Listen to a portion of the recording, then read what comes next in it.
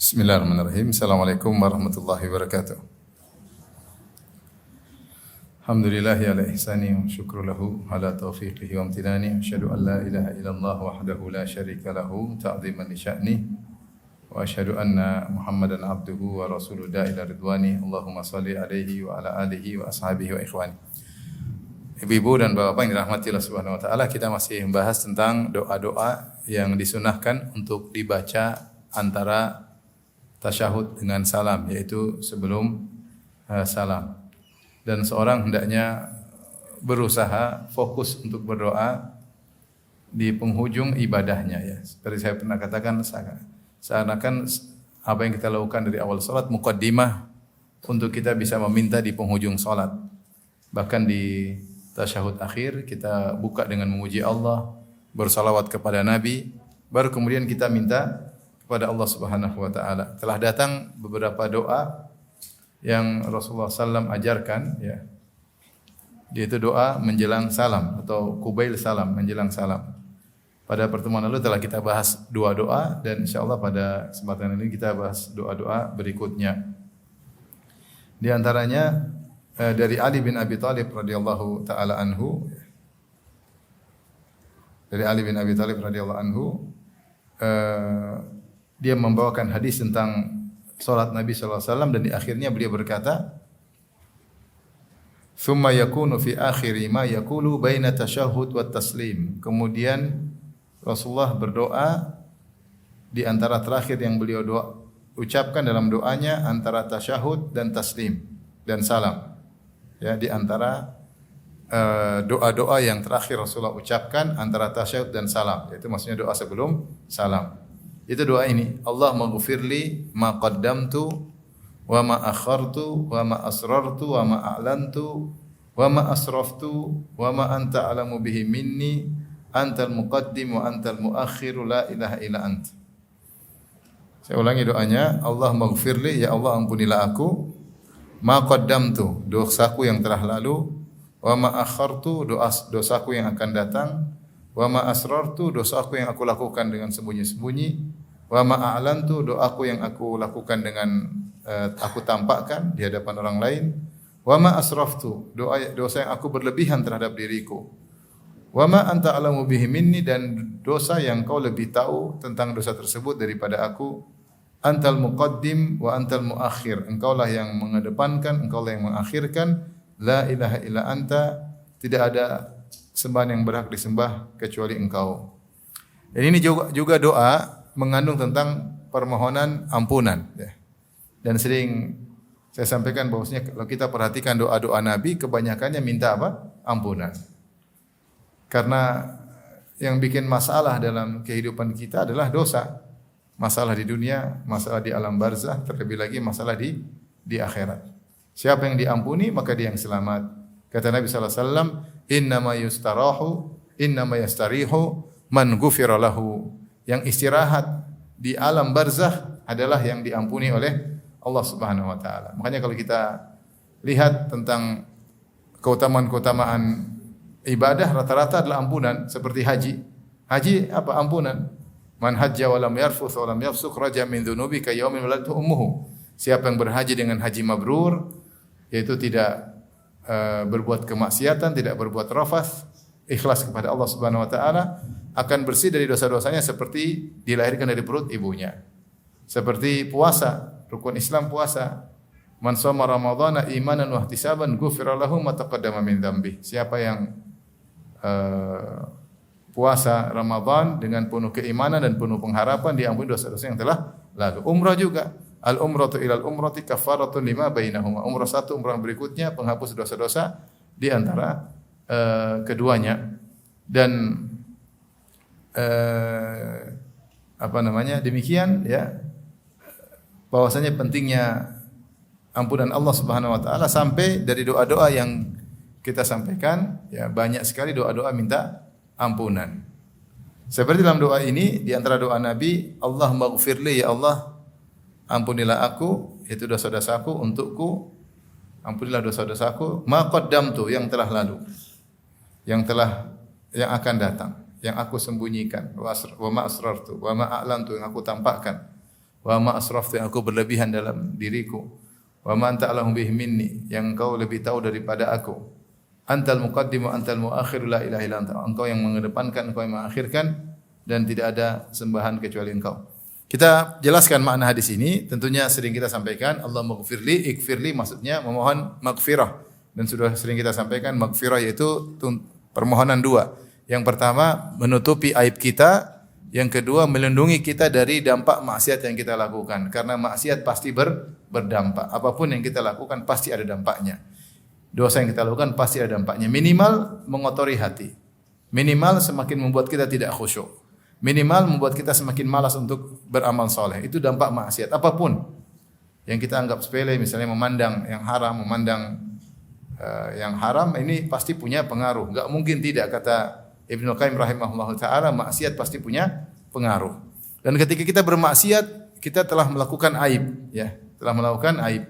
Nah, kalau kita bilang ghufranaka atau Allah maghfirli atau Rabbi ghufirli, ya, kita mohon ampunan kepada Allah Subhanahu wa taala, maksudnya ya Allah tutupi aibku, jangan kau bongkar aib maksiatku di dunia maupun di akhirat, ya. Yang kedua, jauhkan aku dari dampak buruk dosa tersebut di dunia apalagi di akhirat. Karena dampak dosa di dunia pasti sudah dimulai, apalagi di akhirat, apalagi di akhirat. Makanya ketika orang-orang di akhirat kelak mereka melihat orang-orang munafik, orang mukminin lihat orang munafik dikasih cahaya oleh Allah untuk melewati sirat. Ketika orang-orang munafik sudah senang-senang, ternyata cahayanya diredupkan, dimatikan sehingga mereka dipermainkan oleh Allah sehingga mereka akhirnya masuk neraka. Ketika itu orang beriman berdoa, Rabbana atmim lana nurana waghfir lana. Ya Rabb kami, sempurnakanlah cahaya kami, jangan diredupkan tapi semakin besar cahaya kami agar kami mudah melewati sirat. Kemudian mereka berkata, waghfir lana, dan ampunilah kami. Mereka tahu dosa-dosa itulah yang menjadikan cahaya menjadi redup. Di akhirat kelak mereka masih mohon apa? Ampunan. Oleh karenanya seorang sering beristighfar. Cukuplah sabda Nabi, tuba liman wajada fi sahifatihi istighfaran katsira. Sungguh beruntung orang yang mendapat di dalam catatan amalnya banyak istighfar. Banyak istighfar. Ibu-ibu jangan lupa sering istighfar. Di antara istighfar yang dianjurkan adalah ketika menjelang salam. Dan yang menakjubkan, salat itu isinya istighfar semua. Salat itu dalam doa istiftah ada mohon ampunan. Di antaranya Allahumma ba'id baini wa baini khotoyaya, itu mohon ampunan. Kemudian ketika rukuk pun subhanakallahumma rabbana wa bihamdika Allahumma ghfirli, juga minta ampunan. Doa i'tidal juga ada doa ampunannya, mohon ampunan. Doa sujud juga ada, subhanakallahumma rabbana wa bihamdika Allahumma ghfirli. Doa duduk di antara dua sujud, rabbi ghfirli rabbi ghfirli rabbi ghfirli. Sebelum salam doanya juga minta ampunan. Selesai salam, astaghfirullah astaghfirullah astaghfirullah. Jadi doa minta ampunan ini luar biasa, ya. Seorang tidak tahu kapan Allah kabulkan sehingga dia diampuni dosa-dosanya oleh Allah Subhanahu wa taala. Tapi kita bahas, jadi Ali bin Abi Thalib radhiyallahu anhu mendengar Rasulullah SAW ketika salat, Rasulullah membaca doa-doa di sebelum salam. Di antara doa yang Rasulullah baca ini, Allahumma ghfirli, ya Allah ampunilah aku. Ma qaddamtu, dosa yang telah lalu, wa ma akhartu, dosa yang akan datang. Di sini ada pendapat yang mengatakan yang dimaksud dengan ma qaddamtu, dosa yang telah lalu, maksudnya dosa-dosaku yang aku lakukan sebelum kenabian. Itu di masa lalu sebelum Rasulullah diangkat menjadi seorang nabi. Ya. Namun ini dikritiki, ya. Karena pendapat yang mengatakan demikian, mereka mengatakan Rasulullah para nabi maksum dari dosa-dosa. Tidak mungkin para nabi melakukan dosa. Ini pendapat. Jadi kalau kita bahas misalnya apakah para nabi? Para nabi maksum, ya. Para nabi maksum. Maksum maksudnya apa? Terjaga. Yang jelas terkait dengan risalah,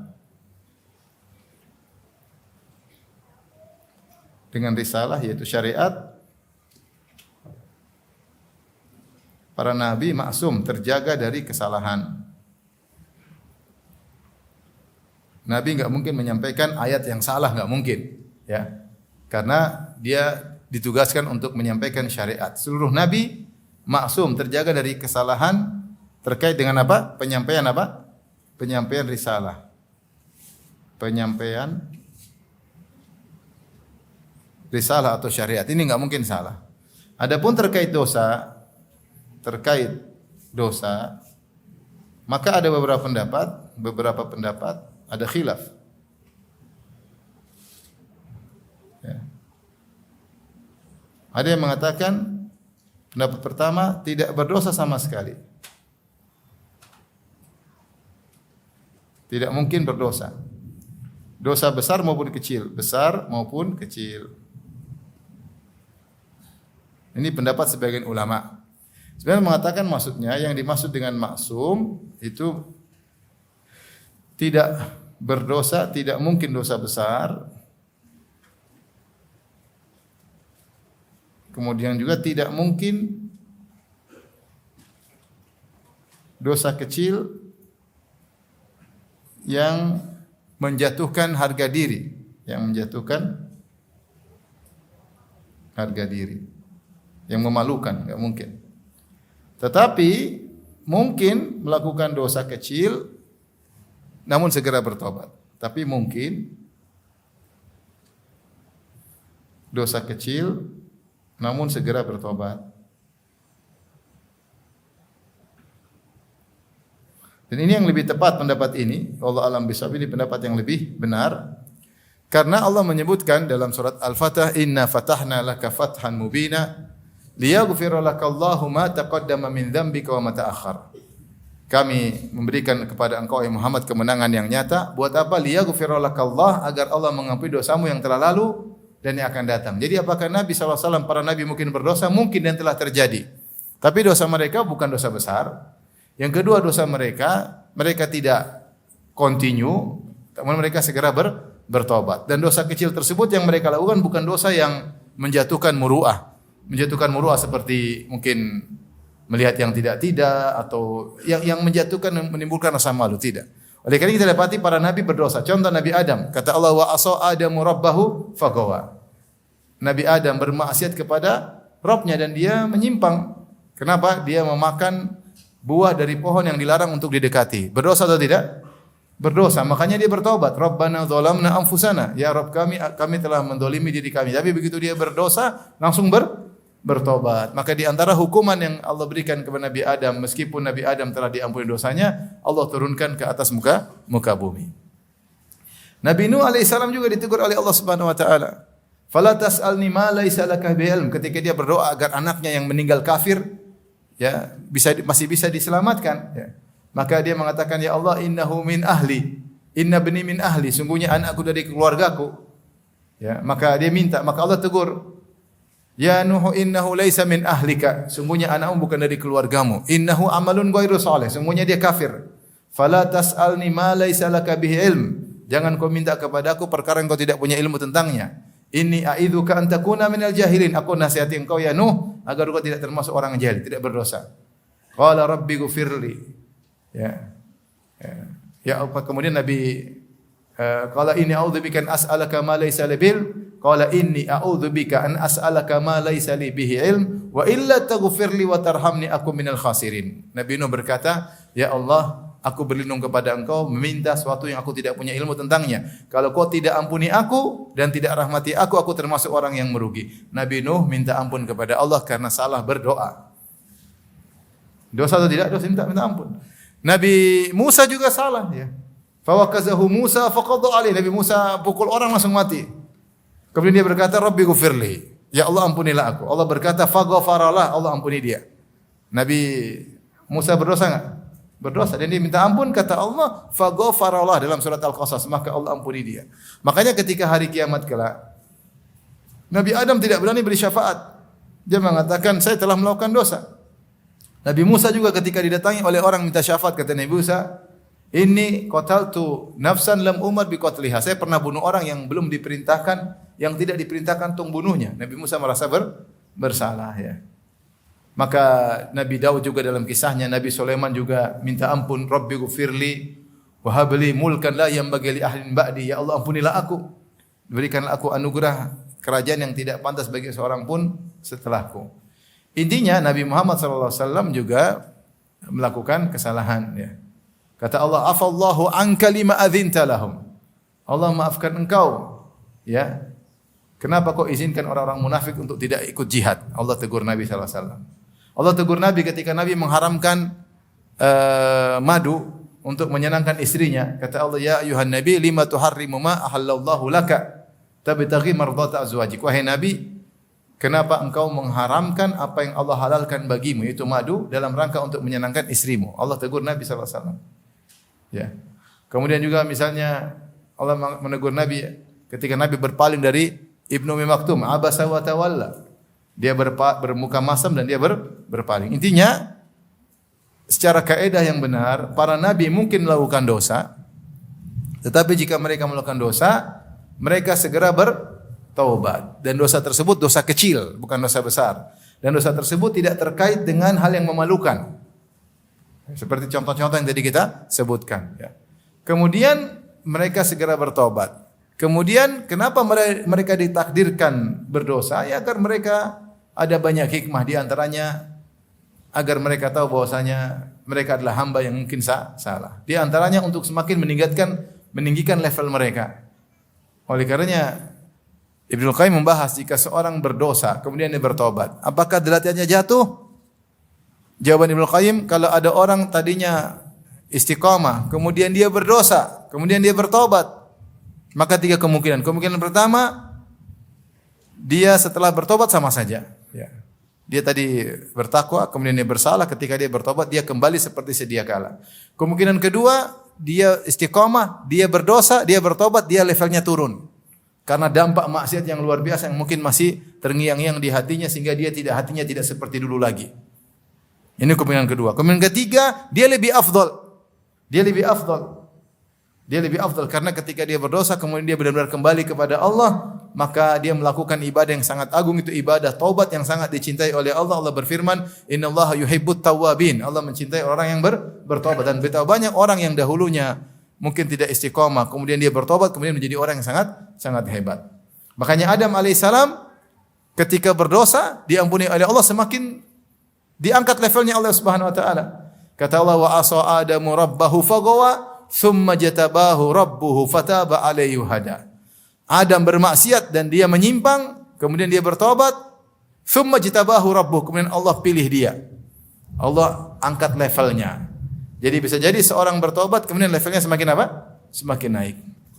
Ya.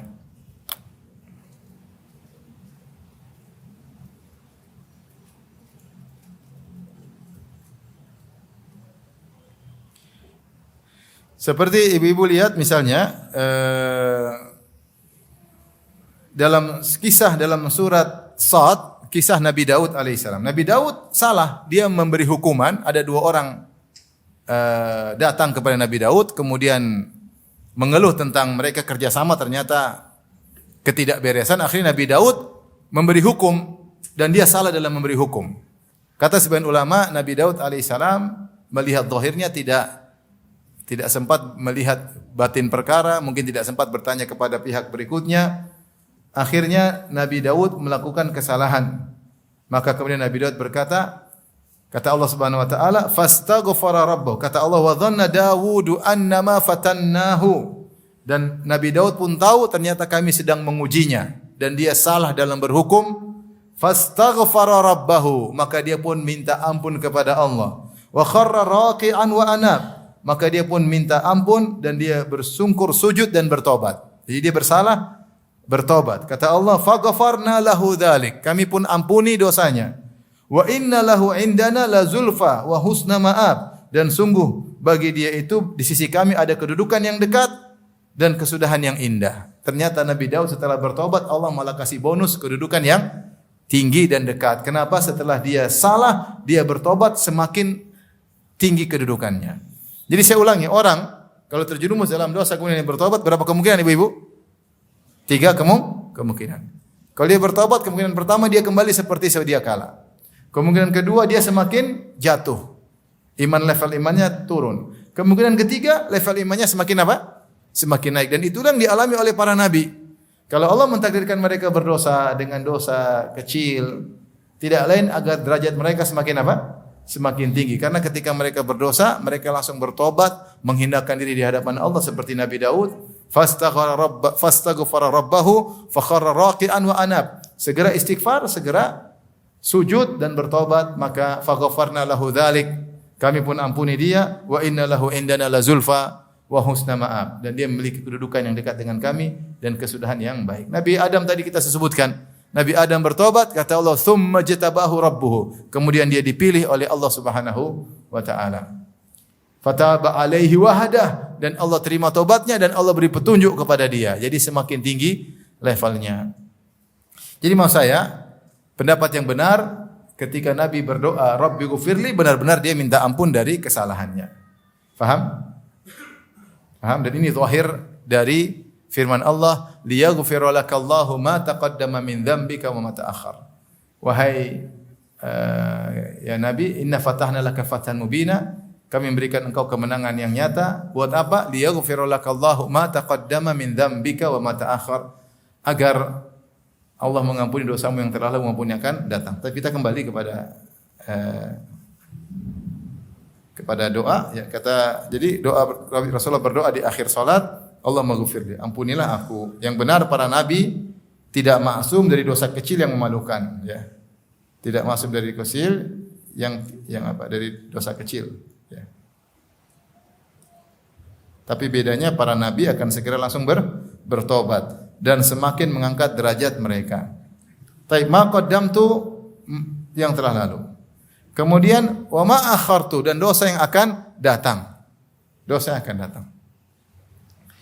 Kita tahu di antara keistimewaan Nabi sallallahu alaihi wasallam dibandingkan nabi-nabi yang lain, Nabi Muhammad sallallahu alaihi wasallam sudah dijamin diampuni dosa yang akan datang.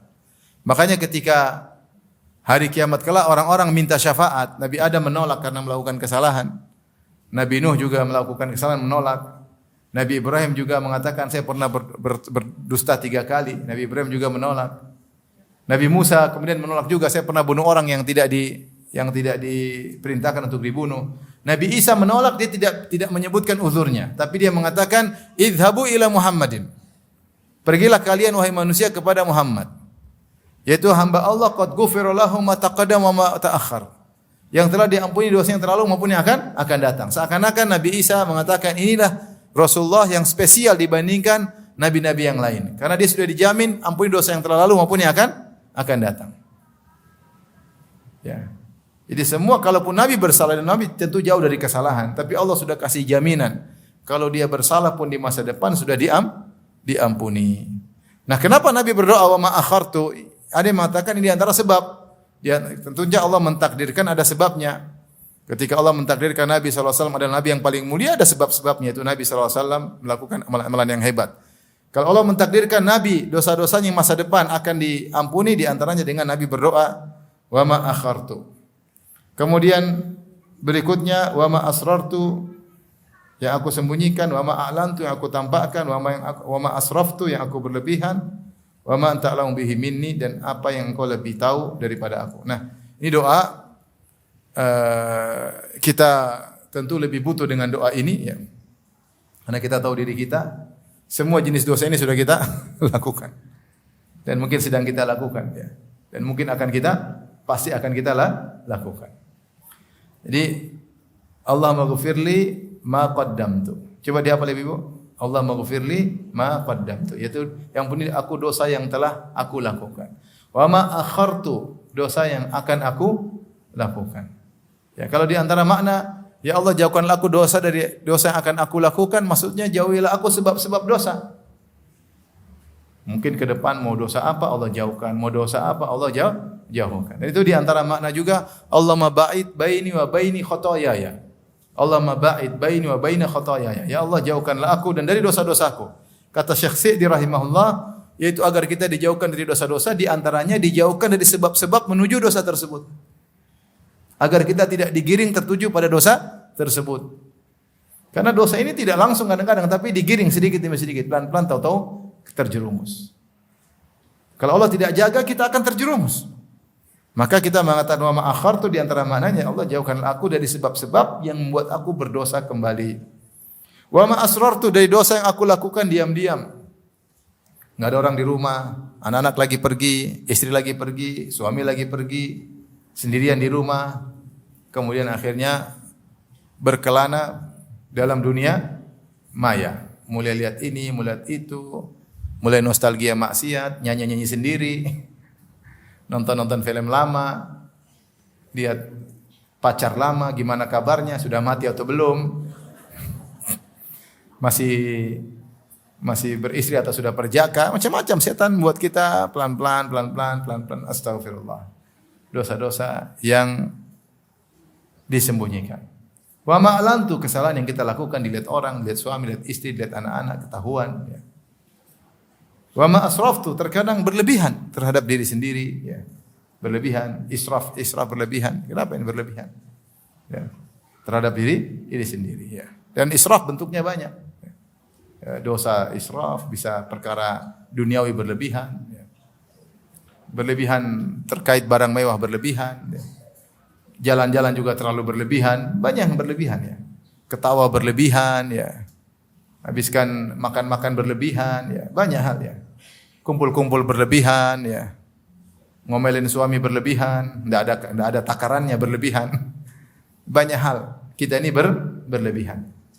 Kemudian wa ma anta alamu bihi minni, ya Allah, masih banyak dosa yang saya tidak ingat. Masih banyak dosa yang saya tidak ingat yang kau lebih tahu daripada saya. Kita aja kalau disuruh tanya, coba berapa orang yang sudah kau gibah, kita udah lupa. Saking banyak orang yang kita apa? Gibah. Coba ibu saya tanya, ibu sudah gibah berapa orang? Wallahu alam Ustaz. Wallahu alam karena kebanyakan, ya. Itu pertama, kita lupa orang yang kita gibah. Yang kedua, apa konten yang sedang kita bicarakan tentang orang-orang ini pun kita lebih lupa lagi. Makanya Allah mengatakan ahsahullahu wa nasuh. Allah catat semuanya maksiat yang mereka lakukan, wa nasuh, sementara mereka melupakan. Tetapi nanti hari kiamat kita ingat semua. Makanya Allah mengatakan fa idza ja'atit tamatul kubra yauma yatadzakkarul insanu ma sa'a. Jika telah ditiupkan sangkakala, tiba malapetaka yang meliputi semuanya, itu hari kiamat, kata Allah, yauma yatadzakkarul insanu ma sa'a. Pada hari itu setiap orang akan ingat seluruh yang pernah dia lakukan. Filenya akan kebuka semua. Dia akan ingat semuanya. Sekarang lupa-lupa, pikun-pikun. Nanti hari kiamat ingat apa? Semuanya. Makanya orang ketakutan. Karena semua yang dia lakukan terbayang semua.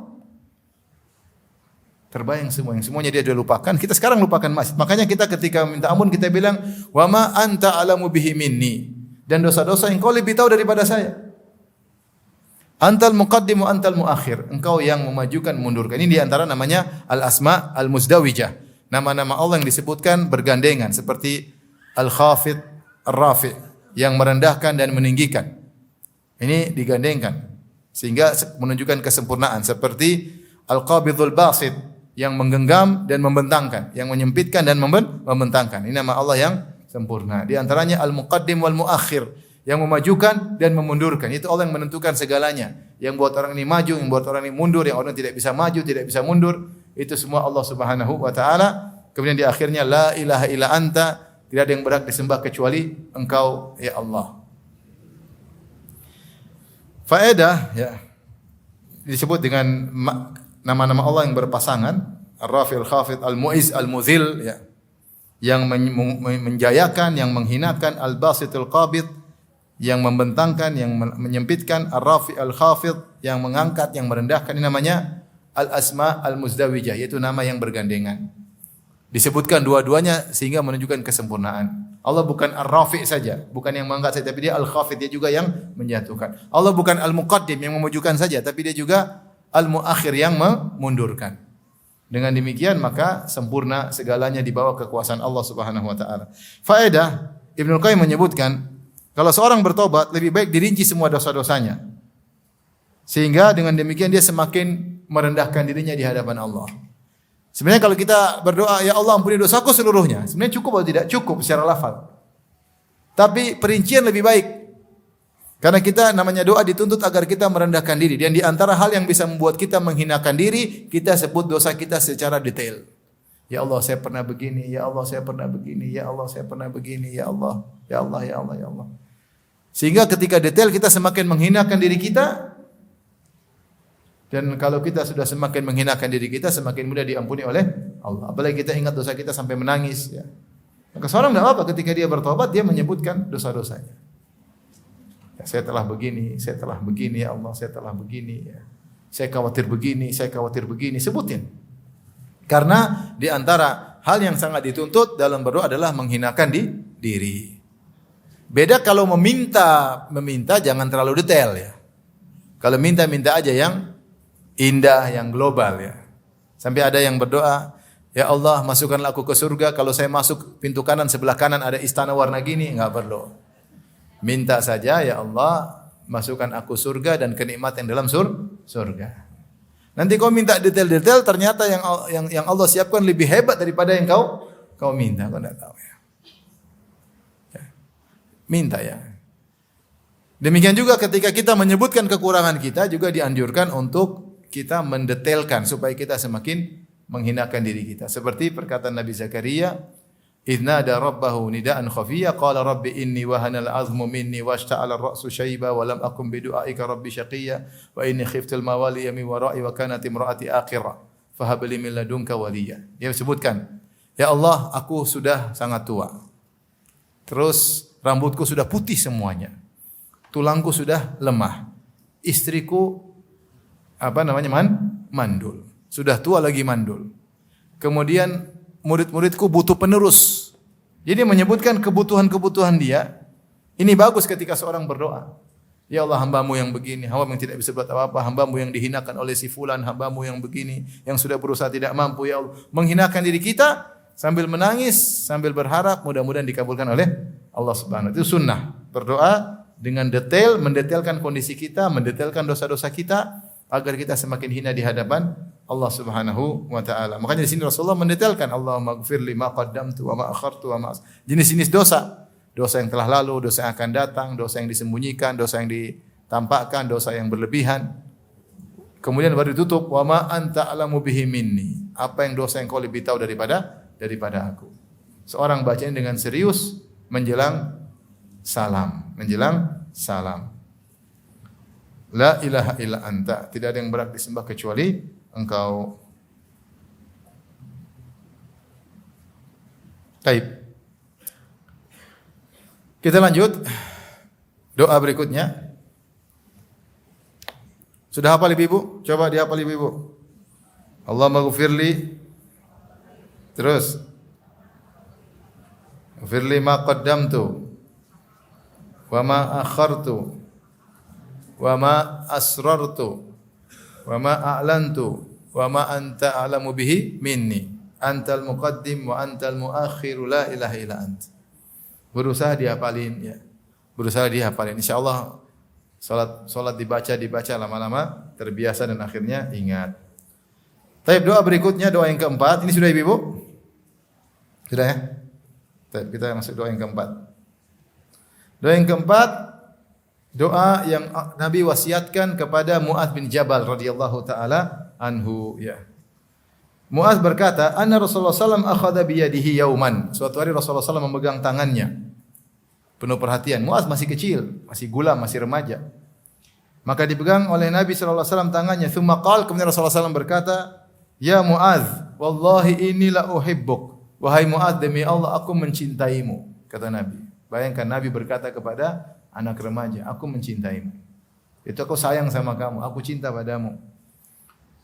Faqala lahu Mu'adz bi abi anta wa ummi ya Rasulullah wa ana wallahi uhibbuka. Dan saya juga demi Allah saya mencintai engkau ya Rasulullah. Qala usika ya Mu'adz. Kata Nabi SAW, aku wasiatkan kepada engkau. Wahai Mu'adz, aku wasiatkan kepada engkau. La tada'anna dubura kulli salatin an taqul. Jangan sekali-sekali dia waktu dubur salat, itu di akhir salat engkau berdoa, Allahumma inni ala dzikrika wa syukrika wa husni ibadatik. Ya Allah, bantulah aku untuk bisa mengingatmu, untuk bisa bersyukur kepadamu, dan untuk bisa memperindah ibadahku. Baik, di sini pembahasan pertama tentang makna dubura kulli salat. Dubura kulli salat. Jadi Nabi berkata, jangan kau tinggalkan setiap dubur setiap salat. Dubur setiap salat.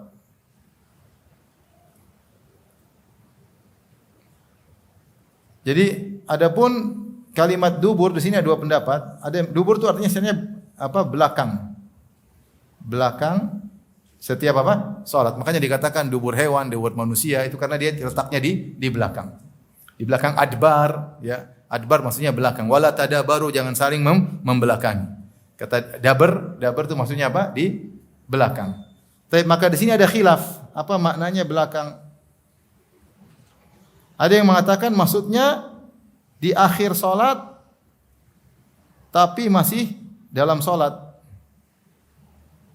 Masih dalam salat. Maksudnya apa? Yaitu sebelum salam. Sebelum apa? Salam. Ini pendapat pertama. Pendapat kedua yang maknanya adalah setelah salat. Akhir salat maksudnya setelah salat. Di belakang salat maksudnya setelah salat. Setelah salam. Setelah salam baru baca doa, Allahumma a'inni ala dzikrika wa syukrika wa husni ibadatik. Ini dua pendapat dan masing-masing punya dalil. Di antara Rasulullah SAW mengajarkan, sebagian ulama mengatakan dalam sebagian riwayat Rasulullah mengucapkan dubur salat, setelah salat dia baca misalnya la ilaha illallah wahdahu la syarikalah. Ternyata ada zikir-zikir yang disebutkan dibaca dubur salat, yaitu dipahami bahwasanya zikir-zikir tersebut setelah salam. Dari sini sebagian ulama berpendapat doa ini dibaca sebelum salam. Di antara doa yang dibaca sebelum salam. Sebagian ulama ini pendapat Ibnu Taimiyah, Ibnu Qayyim rahimahullah taala. Di antara ulama berpendapat maksudnya dubur kulli salat maksudnya setelah salam. Jadi assalamualaikum warahmatullahi wabarakatuh, baca astagfirullah. Zikir di antara zikir-zikir Allahumma a'inni ala dzikrika wa syukrika wa husni ibadatik. Dua-duanya boleh sebenarnya. Tapi mana yang lebih tepat? Wallahu alam bisawab, ya. Ibnu Taimiyah atau Ibnu Qayyim menyebutkan pembeda datang dalam riwayat-riwayat tentang zikir setelah salat dan doa zikir di belakang salat, dubur salat dan doa di dubur salat. Maka beliau mengatakan untuk zikir kalau ada kalimat dubur salat maksudnya setelah salat. Karena yang paling pas zikir adalah setelah salat. Allah berfirman fa idza qadaitumus salata fadhkurullaha, ya, jika kalian telah salat maka ingatlah Allah Subhanahu wa taala, ya.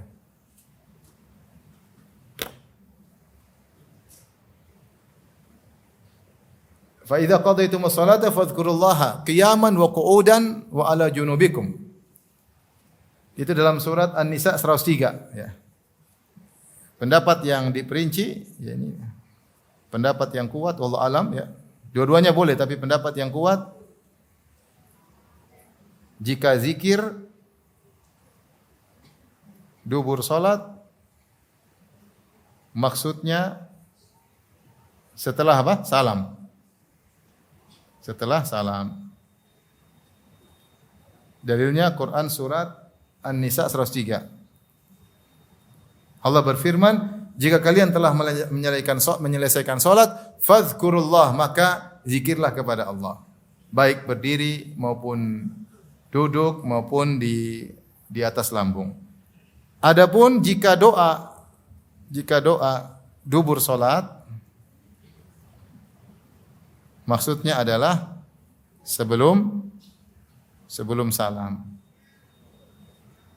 Sebelum salam. Kenapa? Karena dalam hadis Rasulullah menganjurkan doa menjelang salam. Seperti dalam hadis, "Tsumma liyatakhayyar minad du'a ma syaa." Setelah dia bertasyahud, kata Nabi, silakan dia pilih doa yang dia sukai. Dalam sebagian riwayat, ma ahabba. Dia pilih doa yang paling dia cintai atau ini dia sukai. Dalam riwayat yang lain, a'jabahu ilaihi. Dia pilih doa yang paling dia senang, yang menakjubkannya. Jadi dalam salat dianjurkan untuk berdoa. Setelah salat dianjurkan untuk berzikir. Saya ulangi, dalam salat dianjurkan. Makanya kalau kita perhatikan isi salat semuanya doa. Rata-rata apa?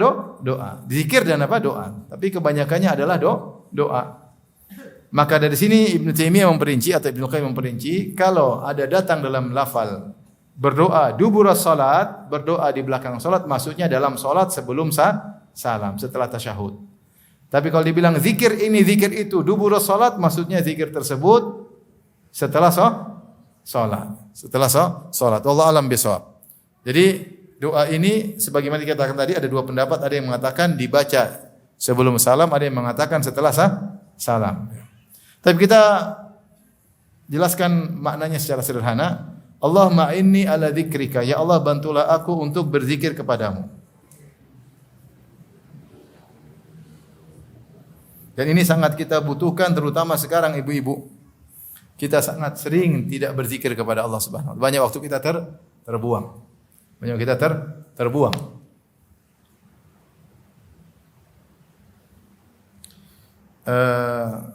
Saya bacakan perkataan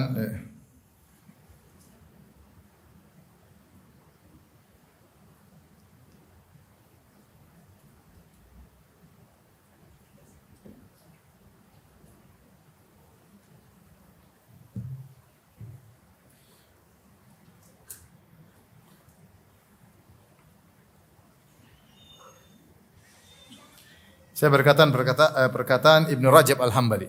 Dia berkata, "Ma yamdhi min umuril mu'min sa'atun minas sa'at illa walillahi fiha alaihi wadhifa min wadhaifit ta'at." Tidak ada satu waktu pun yang melewati seorang mukmin dari waktu-waktunya kecuali di setiap waktu tersebut ada yang Allah tugaskan kepadanya yang merupakan ketaatan. Setiap waktu harus ada ketaatan. Fal mu'min yataqallabu baina hadhil wadhaif. Maka seorang mukmin berpindah dari satu tugas ke tugas yang lainnya, itu tugas ketaatan ini ke tugas ketaatan berikutnya. Wa yataqarrabu biha ila maulahu wa huwa rajin khaifin, dan dia bertakarrub kepada Allah di setiap saat tersebut dalam kondisi berharap dan takut. Dalam kitab Lataifil Ma'arif. Kemudian beliau berkata, kullu waqtin yukhallihi al-'abdu min ta'ati maulahu faqad khasirahu. Setiap waktu yang seorang hamba kosong dari taat kepada Allah, kalau ada waktu dia sedang tidak taat kepada Allah, maka dia telah rugi waktu tersebut. Ada waktu 5 menit, enggak ada ketaatan di situ, enggak ada ibadah di situ, enggak ada pahala di situ, dia rugi. Wa kullu sa'atin yakfulu fiha an dzikrillah takunu alaihi yaumul qiyamati tirah. Takunu alaihi yaumul qiyamati tiratan. Dan setiap saat yang dia lalai dari mengingat Allah, maka pada hari kiamat akan menguranginya. Tirah itu suatu yang merugikan, suatu yang mengurangi. Fawa asafahu ala zamanin doa fi ghairi taatihi. Maka sungguh merugi, sungguh menyedihkan atas waktu-waktu yang terbuang sia-sia tanpa diisi dengan ketaatan kepadanya. Wa hasratah ala waqtin fata fi ghairi khidmatihi. Dan sungguh penyesalan atas waktu yang lewat tanpa dalam tujuan berkhidmat atau beribadah kepada Allah Subhanahu wa taala. Maka masing-masing kita merenungkan betapa banyak waktu kita terbuang, terutama di zaman sekarang ini, yang banyak faktor yang buat kita berpaling dari untuk tidak berzikir kepada Allah. Kita HP ini luar biasa, ya. Banyak berita yang kita mau lihat sehingga membuat kita lupa untuk berzikir kepada Allah Subhanahu wa taala. Ya. Berita ijazah saja tidak selesai-selesai. Cuma selesai biar selesai. Ganti cerita baru enggak selesai-selesai. Ya, keluar lagi itu lagi. Kalau orang mau habiskan waktu ikuti berita ijazah, habis umurnya. Belum ini lagi. Kisah ini banyak sekali orang habis umur. Ini kita bicara mungkin bukan maksiat, sekedar apalagi yang maksiat, yang nonton film. Habis waktu ya. Sementara malaikat terus mencatat, raqibun atid. Malaikat mencatat, raqib selalu mengawasi, tidak pernah sedetik pun tidak mengawasi. Atid selalu hadir, tidak pernah tidak hadir, tidak pernah gaib, selalu hadir. Apapun yang kita lihat, apapun yang kita dengar, apa yang kita ucapkan, apa yang kita ketik, apa yang kita komentari, semua. Malaikat catat semua. Kapan ditutup catatannya? Mati ditutup. Nanti kapan lihat lagi? Nanti ketika hari kiamat seorang menerima catatan amalnya, itu malaikat kasih. Iqra kitabak, baca. Situlah kemudian baru kita lihat hasil film yang kita buat selama ini. Hasil catatan selama ini. Maka tentu seorang akan rugi ketika misalnya dibangkitkan pada hari kiamat kelak, kemudian dia lihat ternyata film Korea 60 episode. 60. Satu episode berapa jam? Jangan pura-pura enggak tahu. Taruhlah 1 jam. 60 jam habis. Coba kalau dia buat baca Quran. Tadi saya baru ketemu seorang, Masya Allah, orang tua umur 86 tahun. Masih bicaranya masih lancar, Masya Allah. Dia baca Quran setiap hari 3 juz. 10 hari hatam, 10 hari hatam. Ini umur 86, ibu masih kuat, loncatnya ke mall satu, ke mall berikutnya. Oleh karenanya kita sangat rugi, banyak waktu yang kita habiskan bukan untuk mengingat Allah, tapi mengingat apa? Manusia. Ibn Awan berkata, zikrullah dawa wa zikrun nas da. Ingat Allah adalah obat, ingat manusia adalah penyakit. Bikin hati sakit, bikin jengkel, bikin suudzon, bikin gerem, bikin gemes banyak. Sedih, marah, bikin penyakit hati. Akhirnya lalai untuk beribadah. Sebelum tidur murojaah berita. Sampai tertidur HP terbuka. Bangun-bangun sudah azan subuh. Mending azan subuh, bangun sudah waktu sholat duha. Hari-hari berlalu sampai kapan kita mau begitu? Maka zaman sekarang ini kita butuh ditolong oleh Allah. Allahumma aini ala zikrika. Selalu ingat Allah. Pikiran kita ingat akhirat, lisan kita ingat Allah. Rencana kita terkait dengan akhirat kita. Apa yang bisa kita lakukan? Qaddimu li anfusikum. Berkorbanlah untuk diri kalian, persembahkan sesuatu untuk diri kalian sendiri. Taib wa syukrika. Oleh karena zikir itu nikmat, sampai di antara nikmat yang Allah sebutkan untuk penghuni surga adalah berzikir. Allah tidak sebutkan penghuni surga salat, puasa, ngapain puasa di surga? Baca ini, baca anu enggak. Taklim di surga, apa ada di taklim di surga? Enggak ada. Taklim di sini aja. Dulu ada guru saya, guru fikih. Dia bilang, pengajar saya di UIM, dia bilang, kita belajar agama, kita nikmat ya. Insya Allah nanti kalau kita ke surga, Allah takdirkan kita ke surga, kita belajar fikih lagi Kak. Ya murid-muridku kata, enggak. Syekh aja sendiri. Dia udah capek belajar. Tapi di antara nikmat yang Rasulullah sebutkan di surga adalah zikir. Wa yulhamuna tasbih wa tahmid kama tulhamuna al-anfas atau kama qala Nabi sallallahu alaihi wasallam. Penghuni surga diberi ilham untuk bertasbih sebagaimana kalian bernapas sekarang. Dia napasnya berisi apa? Zikir. Kenapa? Karena semua di surga pasti lezat. Di antara kelezatan adalah berzikir kepada Allah. Sampai kelezatan ini sampai di akhirat kelak. Oleh karena seorang kalau berzikir dia akan merasakan kenikmatan. Kebahagiaan akan dia rasakan. Dia di tengah hiruk pikuk, di tengah orang tenggelam dengan dunia, ya dia jalani dunia yang dia butuhkan. Setelah itu dia ingat Allah, maka dia akan diberi kelezatan kebahagiaan yang tidak diraih oleh orang-orang yang lain. Oleh karenanya sempatin diri untuk berzikir sampai kecanduan berzikir. Paksa diri, bikin program Al-Wirdul Yaumi, bikin program supaya bisa berzikir. Kemudian wa syukrika, dan agar bisa bersyukur kepada Engkau ya Allah, bisa bersyukur kepada Engkau ya Allah. Ya, ini juga perlu kita ingat-ingat karena syukur tidak mudah. Insyaallah ibu-ibu nanti bisa dengar kajian tentang syukur. Wa husni ibadatik, dan agar bisa ibadah bukan sekedar ibadah tapi ibadah yang baik. Sebagian kita beribadah yang penting melepaskan beban, itu masalah. Tidak kita nikmati ibadah tersebut. Tidak kita kerjakan dengan seindah-indahnya karena kita ini beban, yang penting terlepas. Yang penting target tercapai, enggak. Kita ingin ibadah kita itu indah. Di antara makna husnil ibadah, indahnya ibadah, yaitu seorang muhsin ketika dia beribadah. Dia merasa sedang melihat Allah atau dia yakin Allah sedang melihatnya. Ini punya efek luar biasa. Kalau ibu baca Quran sambil merasa Allah sedang melihat saya baca Quran, maka ibu akan pasti baca tidak sembarangan, pasti baca fokus. Tidak akan baca Quran sambil lihat-lihat HP. Kalau enggak enak sama Allah. Baca Quran sambil apa? Baca Quran sambil jawab WA. Gimana ceritanya? Sudah bahasa Arab enggak ngerti, tajwid amburadul, kemudian sambil jawab WA. Enggak bisa. Tapi kalau kita husnul ibadah, kita beribadah merasa Allah melihat kita, kita pasti baca Quran fokus. Bahkan HP nyala kita enggak angkat. Saya belum selesai. Selesai. Ya. Oleh karenanya husnul ibadah ini penting. Kita benar-benar minta sama Allah agar kita ibadah itu bukan sekedar melepas beban. Tapi benar-benar ibadah yang membawa kita merasakan kenyamanan, kelezatan, keikhlasan sehingga ibadah kita baik. Ibadah kita baik. Ini sering kita doa, ini insyaallah ibu sudah hafal. Allahumma a'inni ala dzikrika wa syukrika wa husni ibadatik. Sudah hafal, yang lupa apa? Yang kurang apa? Kurang dihayati, itu aja.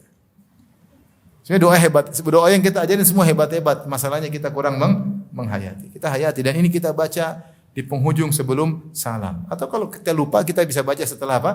Salam. Dan sekarang saya katakan betapa kita butuh agar bisa banyak mengingat apa? Allah. Ala bi dzikrillah tatmainnul qulub. Ketahuilah dengan berzikir kepada Allah hati kalian menjadi tenang. Dan zikir para ulama banyak, bukan berarti cuma zikir, baca Quran zikir, belajar agama juga apa? Zikir, karena mengingat syariat Allah Subhanahu wa taala, ya. Berzikir dengan zikir yang ma'ruf, subhanallah, alhamdulillah, wa la haula wala quwwata illa billah, la haula. Ini semua juga termasuk apa? Zikir. Jadi zikir itu banyak maknanya. Di antara zikir adalah tafakkur tentang keagungan ciptaan Allah, begitu hebatnya ciptaan Allah, itu juga zikir. Intinya kita untuk ingat Allah Subhanahu wa taala dengan berbagai macam model zikir. Doa berikutnya, ini sudah hafal Ibu? Sudah. Tapi doa yang berikutnya agak panjang. Ketiga.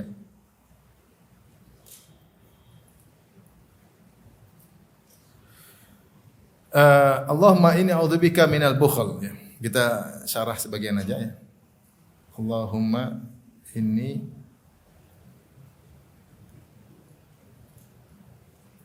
a'udzubika minal bukhli.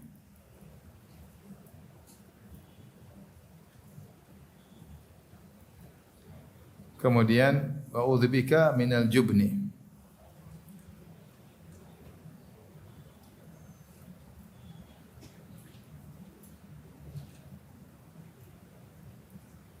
Kemudian a'udzubika a'udzubika an urada ila ardhil umur.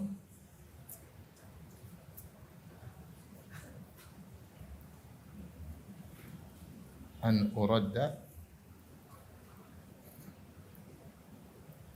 ila ardhil umur. Wa a'udzubika min fitnatid dunya.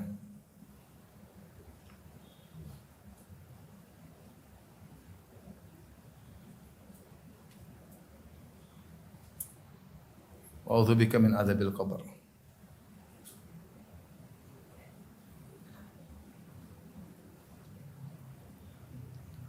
Tapi ini hadis diriwayatkan dari Sa'ad bin Abi Waqqas radhiyallahu anhu. Dia menyebutkan bahwasanya Rasulullah sallam kana ya'muru bi khamsin. Rasulullah menyuruh kita untuk berdoa dengan 5 doa ini. 1 2 salah. 1 2 3 4 5. Pertama, ya Allah, aku berlindung kepada Engkau dari pelit. Berlindung dari apa? Pelit. Yang kedua dari al-jubun, penakut. Yang ketiga dikembalikan ke umur yang paling menghinakan, umur yang hina. Nanti kita jelaskan, umur yang hina ya, rendah. Kemudian a'udzubika min fitnatid dunya, fitnah dunia. Kemudian azab kubur. Taib, azab kubur sudah kita bahas ya. Fitnah dunia dengan berbagai modelnya. Taib. Kata dalam riwayat yang lain, jadi Rasulullah memerintahkan kata Sa'ad bin Abi Waqqas ya, kana ya'muru bi khamsin ya, wa yudzakkiruna 'anin Nabi sallallahu alaihi wasallam, bahwasanya Sa'ad bin Abi Waqqas menyuruh kami untuk berdoa dengan 5 doa ini. Dan beliau menyebutkan bahwasanya ini dari Nabi sallallahu alaihi wasallam, yaitu Nabi yang mengajarkan 5 doa tersebut. Dalam sebagian riwayat dalam Sahih Bukhari berkata dari Amr bin Maimun, dia berkata, kana Sa'ad yu'allimu banihi haula'il kalimat. Adalah Sa'ad bin Abi Waqqas mengajari anak-anaknya dengan 5 doa ini. Kama yu'allimul muallimul ghilman al-kitabah, sebagaimana seorang pengajar mengajar anak-anak untuk bisa nulis. Jadi perhatian, diulang-ulang ya. Wa yaqul, kemudian Sa'ad bin Abi Waqqas radhiyallahu berkata, inna Rasulullah sallallahu kana yata'awwadhu minhunna duburas salat. Rasulullah sallallahu alaihi wasallam berlindung dari 5 perkara ini duburas salat, yaitu di akhir apa? Salat ya. Bahwasanya ini dalil bahwasanya doa ini dibaca sebelum salam. Taib kita bahas sekarang Ibu. Yang pertama, Allahumma inna a'udzubika minal bukhli. Ya Allah, aku minta perlindungan Engkau daripada sifat pelit. Saya sudah sering sampaikan, pelit ada bertingkat-tingkat. Pertama, pelit kepada orang lain, tingkat yang paling parah, pelit terhadap diri sendiri. Ya. Kalau pelit sama orang lain banyak. Orang yang pelit adalah orang yang membawa kesengsaraan. Makanya sebagian ulama mengatakan silakan kau bergaul dengan orang penakut, silakan kau bergaul dengan orang pemarah, tapi jangan bergaul sama orang pelit. Bikin sakit hati. Kalau udah pelit repot. Yang tingkat paling parah pelit terhadap dirinya sendiri. Ada sebagian orang meninggal gara-gara pelit sama dirinya sendiri. Mau berobat, dia pelit, padahal duitnya miliaran. Enggak lah. Berobat kalau bayar mahal, mending saya daftar BPJS.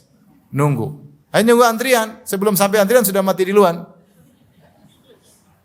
Ada orang gitu, dia ke dokter bukan cari dokter, padahal di antara nafkah yang afdal nafkah terhadap diri sendiri tanpa israf ya, tanpa berlebih-lebihan ya. Kalau Anda perlu untuk berobat dan itu memang mahal karena itu kebaikan Anda punya kemampuan, itu berpahala. Niatkan saya berinfak untuk diri sendiri. Infak yang paling utama sama diri sendiri. Sama kata ibda binafsik. Mulailah infak dirimu sendiri, baru kemudian apa? Keluargamu, baru kemudian terdekat.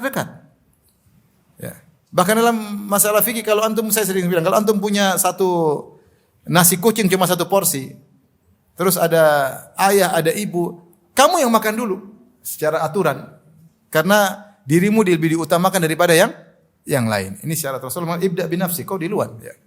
Kau duluan, ya. Secara hukum seperti itu, ya. Oleh karenanya, ketika seorang berinfak atas dirinya, maka dia berpahala. Maka jangan pelit-pelit, ya. Bukan juga boros-boros kemudian berobat aja gagah-gagahan. Oh, kami berobat di rumah sakit di Amerika, buat gagah-gagahan, buat ria-riaan. Ngapain? Yang penting kan sembuh. Nggak harus rumah sakitnya apa, enggak apa-apa, enggak peduli. Yang penting itu rumah sakit bagus, obatnya bagus, kita punya uang, ya udah berobat. Jangan sampai pelit sama diri sendiri. Ada orang saking pelitnya dia mau beli yang paling murah-murah terus. Akhirnya dia hidup seperti orang miskin. Orang sebenarnya dikatakan hidup miskin, hisapnya hisap orang kaya. Dia miskin, tapi kalau dia dihisap nanti hisapnya orang kaya. Kenapa dia pelit sama dirinya sendiri? Kalau dia pelit, yang sengsara istrinya, anaknya. Kalau istri punya suami pelit, sengsara. Mau ke salon sudah, enggak usah salon, kamu udah cantik, padahal pelit.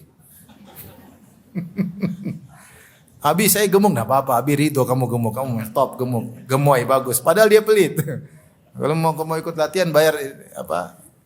Instruktur enggak mau dia. Ya, enggak mau. Ya.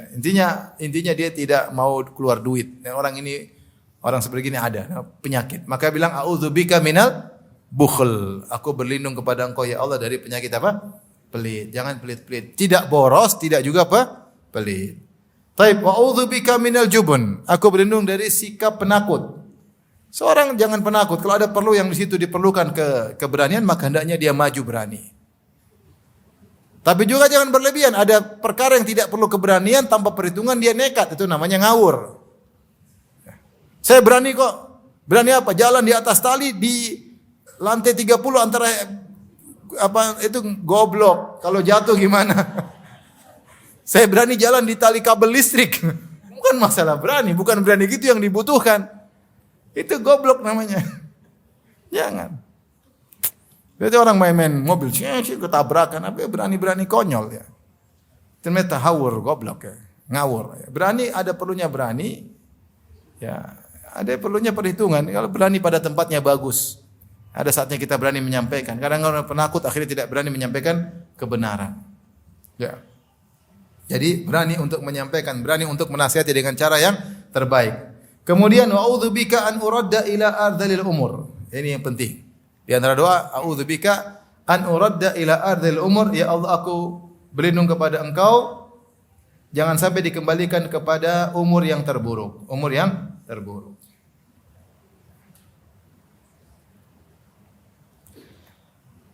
Umur yang terburuk bukan maksudnya tua, tapi dia lemah badan, kemudian lemah akal. Manusia semakin hari bukan fisiknya saja yang nurun, tetapi akalnya juga apa tuh? Turun.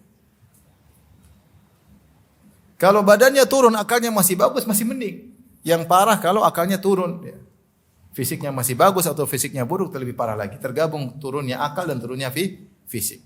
Ada orang dia badan secara fisik nurun, tapi dia akal cerdas. Oleh kita para ulama meskipun umur sampai 90 lebih sampai 100 lebih, mereka tidak pikun. Mereka tidak pikun. Dan orang kalau sering baca Quran, insya Allah tidak apa? Tidak pikun. Dan terbukti ketika dilakukan angket, saya baca di Arab Saudi, orang-orang yang sekolah, siswa-siswa yang sekolah, kemudian sorenya ikut tahfidzul Quran, mereka biasanya lebih berhasil. Padahal mereka sisihkan waktu untuk hafal Quran di sore hari. Tapi belajar mereka dalam ilmu yang lain, mereka rata-rata lebih berhasil. Kenapa? Karena mereka terbiasa baca Al-Quran, biasa kelola otak, biasa, sehingga mereka secara sebab lebih cerdas. Dan itu banyak terjadi. Tapi kalau nggak pernah baca Quran, lama-lama pikun, kalau udah tua, udah pikun, susah. Dan itu yang kita tidak inginkan. Ya, umur panjang tapi kemudian hanya merepotkan orang lain. Ketemu istri, siapa kamu? Saya istrimu. Yang mana istri yang mana? Lupa. Istrinya lupa. Tapi ada orang gitu, istrinya kena penyakit seperti itu. Dia datang diusir. Dia diusir dari istrinya. Istrinya usir dia. Maksudnya ada orang, kita jangan seperti itu. Minta agar kita kalaupun tua, akal masih kuat. Tadi saya cerita yang saya ketemu nenek umur 86 tahun. Tadi ngobrol kuat banget, enggak ada pikun sama sekali. Cerita sana cerita sini. Cerita enggak. Cerita lancar. Mungkin karena sering baca Quran mungkin ya. Allah alam. Tapi kalau para ulama enggak ada yang pikun. Saya punya guru-guru umur 90 tahun lebih kalau cerita subhanallah, terakhir saya kumpul sama kumpul sama beberapa syekh, di antaranya Syekh Abdul Muhsin Al-Abbad, bapaknya Syekh Abdul Razak. Kemudian sekarang 94 95. Cerita sama ada syekh-syekh yang lain cerita. Ketika ada syekh cerita, kata syekh bukan gitu ceritanya, dia ingatkan yang benar begini. Subhanallah. Ini hafalan luar biasa, udah umur sekian. Kalau orang kita umur 80-an, 70-an ada anak datang, "Saya anakmu, Pak." Hah? Anak yang mana? Dari istri yang mana? Emang bapak istrinya berapa ya? Cuma satu. Masih ingat istrinya satu. Jadi mas saya, kalau sudah tua, kemudian apalagi fisik lemah, ya, kita tidak ingin. Kita ini kalau itu di antara doa, a'udzubika an uradda ila ardhil umur. Jangan sampai kita dikembalikan kepada umur yang umur yang rendah, itu kita tidak bisa berbuat apa-apa. Seorang sampai tidak bisa ngurus dirinya sendiri, lupa dengan dirinya, mau ke toilet nggak bisa, ngerepotin orang lain.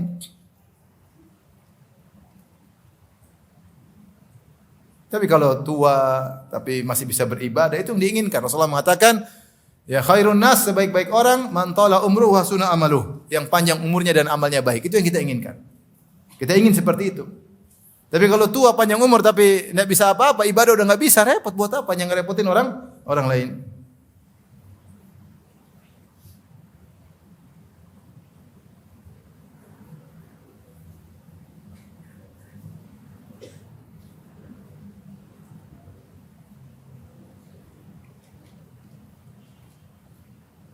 Al-mar'u ya'malu an ya'isha tula 'aishin qad yadhurruhu. Kata seorang penyair, al-mar'u ya'malu an ya'isha wa tulu 'aishin qad yadhurruhu. Seorang ingin hidup panjang umur, namun terkadang panjang umur justru memberi mudarat kepadanya. Tafna bashashatuhu wa yabqa ba'da hulwil 'aishi murruhu. Kalau sudah tua hilang keindahan hidup, yang tinggal sisa pahit-pahitnya hidup. Susah, ngomong enggak dengar, ulang-ulang bicara susah, lupa dengan siapa dia bicara, ya, marah-marah, ngambuk-ngambuk seperti anak kecil, ya, minta makan permen, minta macam-macam, dilarang makan marah-marah,